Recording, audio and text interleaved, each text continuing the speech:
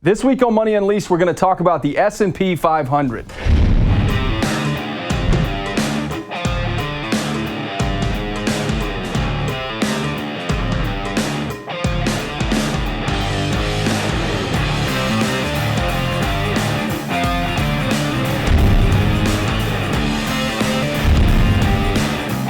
The S&P 500, or the Standard & Poor's 500, is one of the most common measurements of the stock market. So many times on the show, you hear me say the words, the market. And when I'm referring to the market, I'm generally referring to the S&P 500. Now, there are lots of different choices when it comes to indexing stocks. There may be the Russell, you've got the S&P 500, a lot of people will follow the Dow.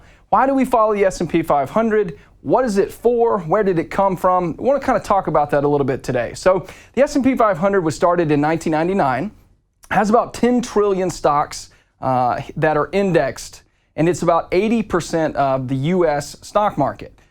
In 2017, there were 10 sectors of the S&P 500. Now we have 11. Over the next few weeks, we'll dive into those 11 sectors, talk about some of the winners in the sectors, some of the reasons we would use them. But why do we use the S&P 500 specifically? Well, it gives us an idea of how large cap domestic companies are doing. And one of the flaws that we see inside of using the S&P 500 or maybe even the Dow itself is clients will come in and say, how have I done versus the market?